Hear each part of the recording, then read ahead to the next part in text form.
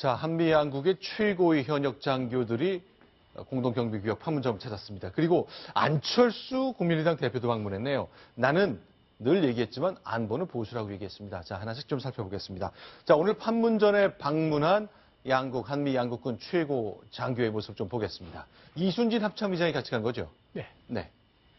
이순진 합참의장하고 새로 오신 한미연합사령관 브룩스 대장이죠. 네. 같이 이제 판문점 JSA 지역을 갔습니다. 지금 나오시는 분이 저분인데 네. 흑인입니다. 네. 저분이 굉장히 유명해진 거는 그 이라크 전쟁 때 미 중부군에서 PAO, 즉 공보대 언론 발표를 하면서 굉장히 유명해졌었거든요. 아하. 그 당시 이라크전에 참전을 했기 때문에 실전 감각이 있다고 판단됩니다. 네. 상당히 미 태평양 육군 사령관을 했고 상당히 어그레시브한 분인데 이번에 판문점을 방문했습니다. 네. 판문점 하면은 6.25 전쟁이 생각나지 않습니까? 그렇죠. 또 정전협정. 네. 그리고 남북이 저렇게 철책선 없이 네. 하루 저렇게 1m 앞에서 마주 볼 수 있는 네. 가장 첨단이 대치하고 있는 것 아닙니까? 저 바로 뒤에 북한 병사가 있잖아요. 그렇죠. 저 위에는 판문각이고 네. 우리는 자유의 집인데 한미연합사령관 하면 전쟁이 났을 때 우리 한국군 방어를 책임지는 분 아닙니까? 그리고 이제 그 이순진 합참의장은 네. 또 우리 평상시에 적의 침투나 국지도발을 책임지는 네. 평시 작전 통제권을 가지고 있는 사람과 전시 작전 통제권을 가지고 있는 최고의 사령관 2명이 가서 네. 한국 방어에 대한 것을 북한에게 보여주는 거죠. 아, 지금 북한 병사가 카메라를 꺼내들어서 사진을 찍는 장면 방금 전에 봤는데 궁금한 게요. 위험하진 않습니까? 예, 절대 위험하지 않습니다. 그건 왜 위험하지 않죠? 저기서가 원래 저게 공동 경비 구역이라 그래서 네. 저 선 북쪽에는 북한과 중국이 방어 경계를 맡았고 네. 이쪽에는 한국과 유엔군 미군이 경계를 맡았는데 네. 도끼마령 사건 나고서 저게 이제 북한군이 철수하고 네. 우리만 저 남쪽을 맡게 됐습니다. 네. 그리고 저기 한 건물에는 남측과 북측의 군사정전위와 북한군 판문점 대표부가 나와서 네. 상호 회담을 하게 돼 있습니다. 지금 저 브룩스 사령관은 1980년대 네. 저거 판문점을 지키는 그때 이사단이 지켰는데 네. 이사단에서 대대장을 했습니다. 아, 한국 근무를 한 적이 있는 네네. 사성 장군, 브룩스 유엔군 사령관, 예. 그리고 그리고 이제 지금 주한미군 사령관이 판문점을 찾았습니다. 예, 일단요, 그러면 그분을 내용이 오늘 어떤 내용을 얘기했는지 현장음으로 직접 한번 들어보겠습니다.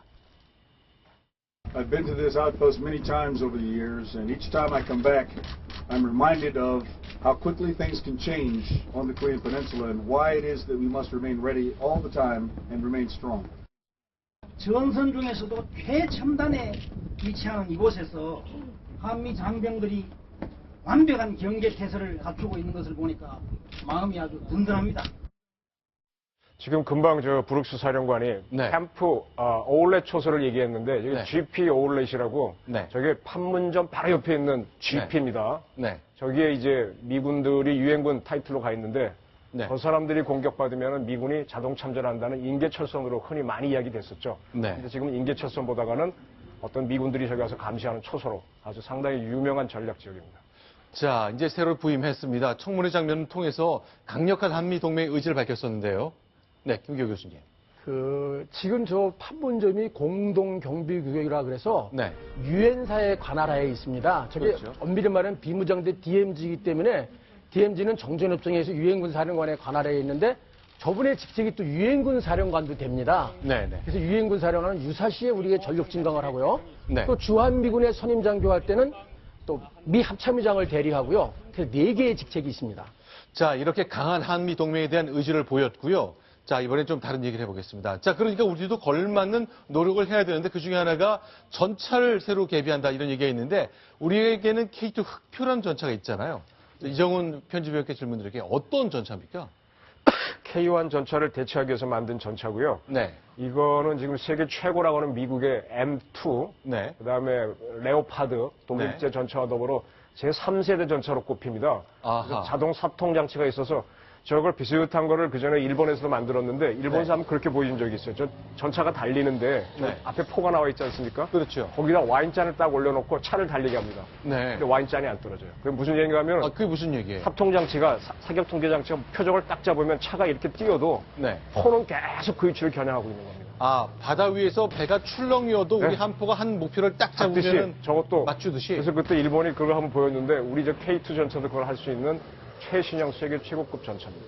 그러니까 지금 보이는 K2 흑표 전차 100대를 전진 배치하겠다고 우리 군이 발표한 거죠? 예, 전차의 가장 큰 성능의 장점이라고는 뭐냐면은 네. 빨리 달리면서 멀리 보고 먼저 자동으로 정확하게 쏘는 겁니다. 아. 근데 우리 흑표 전차는 네. 자동 사통 장치가 있고 적의 대전차 레이더는 피할 수 있는 장치가 있습니다. 네. 그래서 막 달리면서 쏠 수 있고, 그다음에 또 하나 장점은 스노클 장비가 있어서 강을 그냥 지난번에 한번 영상 나오지 않았습니까?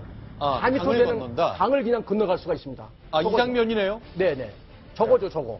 저 양평에서 했던 거. 연통 같은 게 뽑아 올라와서요. 예. 절로 숨을 쉬면서 넘어갑니다. 주퍼만 물이 앞서. 진짜로? 예, 저걸 스노클이라 그러거든요. 우리 네. 헤엄칠 때 이렇게 빨대 나오는 스노클 같은 기능을 해서 네. 건너갑니다. 근데 북한군 전차는 다 네. 저런 스노클을 갖추고 있습니다. 특히 북한군 전차 가운데 저 위에 있는 선군호, 네. 천마호 폭풍호는 네. 최근에 한 700대 정도를 증산했는데 네. 북한군 전차의 가장 맹점은 자동 사격 통제 장비가 없었는데 네. 컴퓨터 사격 통제 장비를 갖추고 네. 적외선 야간 저게 선군호죠? 저게 선군이죠. 네. 선군 폭풍 전차 그 열병식 때 나온 건데 되게 가장 문제가 되는 게 주포 구경이 125mm입니다. 네. 근데 우리 구형 M48은 90mm이기 때문에 125mm가 쏘면 그냥 우리가 맞습니다. 그런데 이게 너무 고급스러운 전차라는 거 우리가 만들어서 굉장히 자랑스럽습니다만 이게 한 대당 가격이 좀 비싸지 않습니까? 네, 뭐 지금 나오는 건 83억 정도 나오는데요. 한 대당 83억 원짜리 탱크다. 자, 저는 이제 우리 군한테 좀 싫은 소리 좀 하겠습니다. 육군에 네. 대해서 좀 꼭 하고 싶은데 제발 모기 잡을 때 보검 뽑으면 안 되죠. 네. 그걸 한자 숭어로 견문발검이라 그러지 않습니까? 네. 그거는 그냥 파리채로 잡아야지 검을 뽑아서 파리 잡으면 그건 말이 안 되잖아요. 네. 지금 우리 육군에서는 아파치 공격 헬기를 도입해서 적 전차를 잡을 수 있는 걸 많이 지금 갖춰가고 있습니다. 네. 그리고 공군에도 캐스라 그래서 적 전차가 오게 되면 잡을 수 있는 여러 가지 그 KT-1이나 네. 뭐 FA-50 같은 걸 준비를 하고 있는데 네.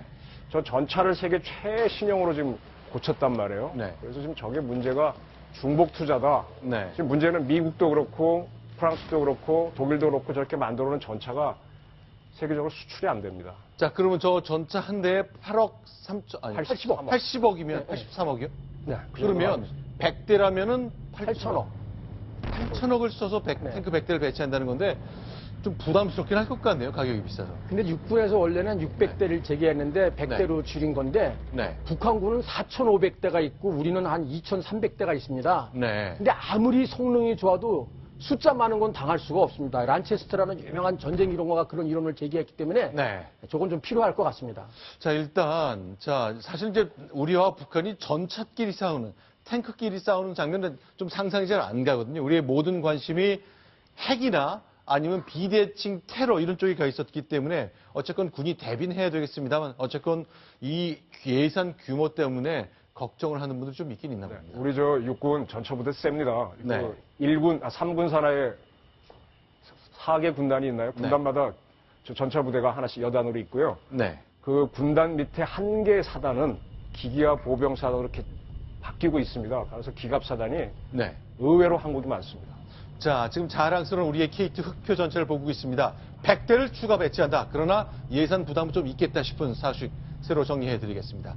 자, 이번에 미국서 들려온 소식인데 손수 변호사. 네, 도널드 트럼프 미국 대통령 공화당 후보가 될 가능성이 뭐 거의 사실상 확정이 된 상태입니다. 네, 그렇습니다. 이제 그 트럼프가 네. 갑자기 정치를 시작한 것이 아니고요. 네. 과거에도 이제 그 기업 활동을 하면서 정치권에도 몸을 담았습니다. 네. 이게 16년 전인 2000년도에 네. 개혁당 후보로 대선에 출마하면서 네. 당시에 책을 한 권 썼는데요. 네. 조금 전에 그 보셨던 그 우리에게 걸맞은 미국이라는 네. 책이었는데요. 그 부분에 좀 굉장히 주목할 만한 부분이 있어서 좀 소개를 드리고 싶습니다. 북한의 핵 능력은 당시 2000년도에도 미국의 직접적인 위협이 된다. 그리고 이제 최초의 협상을 해가지고 실패했을 경우에 이제 그 핵이 만들어진다면 핵 기술을 갖추고 능력을 보유한다면 그 후에는 이제 협상이 이제 그 실효성이 떨어지고 네. 이제 그 전에 처리해야 할 필요가 있다라는 뜻을 말했고요. 본인이 이제 그 호전광은 아니다. 전쟁을 그렇게 선호하진 않지만 만약에 북한의 핵 위협으로 인해서 미국인의 인명 피해가 발생할 위협이 된다면 대통령으로서 이제 목표물을 타격하는 명령을 내릴 준비가 되어 있다라는 이야기를 16년 전인 2000년에 한 바 있습니다. 자, 그럼 김정국 교수님. 네. 자, 뭐 미국 대통령으로서는 여러 가지 이런 군사적 행동에 대한 가능성을 배제하는 것과는 상상할 수 없잖아요. 이렇게 이제 이론적으로 늘 공격할 수 있다. 난 명령할 준비가 돼 있다. 리더가 될 자격이 있다라고 얘기하는 건데 현실성하고 따져보면 좀 어떻습니까? 그 당시에는 뭐 얼마든지 선제 타격을 해서 제거할 수가 있었죠. 네. 그 당시에는 북한이 미사일에다가 핵탄두를 칠 수 있는 능력이 없었기 때문에 그렇습니다. 근데 지금은 조금 상황이 좀 달라졌어요. 지금 네. 북한이 뭐 스커드나 노동 미사일에 그 핵탄두를 실을 수 있는 능력이 된다고 현재 평가를 하고 있기 때문에 네. 북한에 있는 그 핵미사일을 전부 다 제거를 할 능력이 안 되면은 우리가 선제 공격을 하기가 굉장히 부담스러운 상황입니다. 네. 자, 지금 보시는 장면, 저거는 이제 미군의 공격하고는 전혀 무관하게 북한이 스스로 이제 오래된 냉각탑을 폭발한 쇼를 했던 2008년 여름의 장면입니다.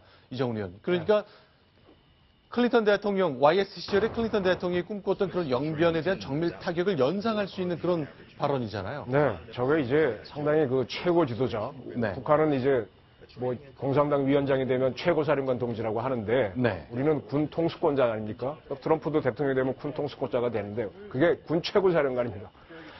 그래서 전쟁 여부를 결심을 해야 되는데 네. 자, 그 2차 대전 때 이제 히로시마에 그 오바마가 간다 그러는데 네. 그때 미국이 굉장히 합참이 고민을 했던 게 어제도 말씀드렸지만은 네. 휴슈에 상륙하게 되면 육군과 8군 우리나라에 1군하고 3군이 전투부대가 있는데 그 두 개의 부대를 동원하고 그다음에 일본 본토에 들어가게 되면 거기 10군까지 유럽 전선에 투입될 때 육군을 다 넣어서 1년을 싸워가지고 100만이 죽을지 200만이 죽을지 그런 희생을 무릅쓰고 가는 게 좋으냐 아니면 네. 원폭 두 발로 끝내는 게 좋으냐 해서 미국이 이렇게 갔거든요. 네. 트럼프의 말을 긍정적으로 해석하면 네. 남북이 어떤 대결로 가게 되면 굉장히 오래 지루하게 갈 수 있거든요. 네. 어쩌면 서지컬 스트라이크로 한 방에 없애는 게 제일 빠를 수도 있다. 네. 그런 거를 이야기한 건데 저 사람이 아마 군통수권자가 되면 저걸 고민을 하겠죠. 네. 자, 그러면 이제 우리 국내 정치에서도 지금 안보 이슈가 너무너무 중요해졌기 때문에 정당들이 이제 전방에 많이 방문하거든요. 오늘 안철수 국민의당 대표가 28사단을 방문했습니다. 그 장면 공개하면서 국민의당의 안보관 얘기를 나눠보겠습니다. 저희 국민의당 안보를 가장 중요하게 생각하는 정당입니다.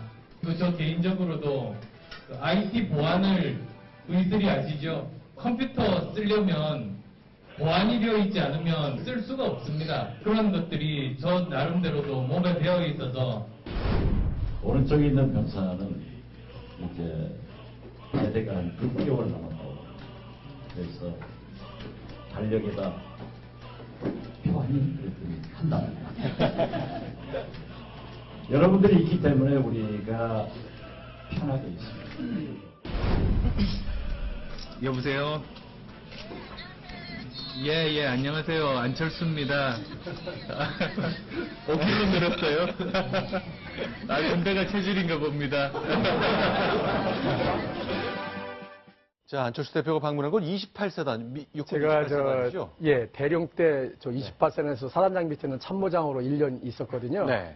제가 연천 정도에 있는데 지난번에 네. 목함질에 났을 때 우리가 왜 확성기를 거기다가 재개했을 때 네. 북한군이 도발할 때 북한군 고사포탄이 떨어진 곳이 저곳입니다. 아하. 그러다 보니까 일부러 이제 안보 상징으로 저걸 찾아갔고요. 네. 이 휴전선이 이렇게 서측에서 동쪽으로 사선위로 많이 올라가 있고 네. 지금 간 곳이 이제 태풍 전망대라 그래서 북한군 초소를 한 1km 전방에서 볼 수 있는 가까운 곳이거든요. 네. 아마 이제 안보 이슈가 커지니까 네. 그 지난번에 목함질의 도발 사건도 있었으니까 일부러 아마 거기 간 것 같습니다. 제가 28사단에 가려 있는 26사단을 좀 격려하고 싶은데요. 네. 그때 북한이 고사총을 쐈을 때 우리가 대응 사격 K-55 자주포를 쐈습니다. 그때 28사단이 쏜 게 아니라 26사단의 포병 여단이 쐈습니다. 그 무슨 얘기인가 하면 26사단이 굉장히 전투력이 있는 부대거든요. 네. 그래서 이왕 가는 거 28사단도 좋지만 옆에 26사단도 가서 격려했으면 좋겠다. 그런 생각을 네. 해봅니다. 자, 얼마 전에 우상호 원내대표가 더불어민주당의 원내대표가 된 이후에 자, 우리 당 이제는 북한에 대해서 할 말은 하겠다 그랬거든요. 이게 굉장히 많은 논란을 불러일으켰습니다. 그동안 그럼 할 말 못했다는 뜻이냐? 이런 해석도 나왔었는데 어쨌건 야당 내에서도 이제 내년 대선 앞두고 안보에 우리가 전혀 느슨하지 않다는 것을 좀 많이 사인을 보내는 것 같습니다. 자, 1월달 핵실험 이후에 2월달 장거리 로켓 이후에 잠잠했던 안보 이슈 정당들이 점점 관심을 많이 보이고 있습니다.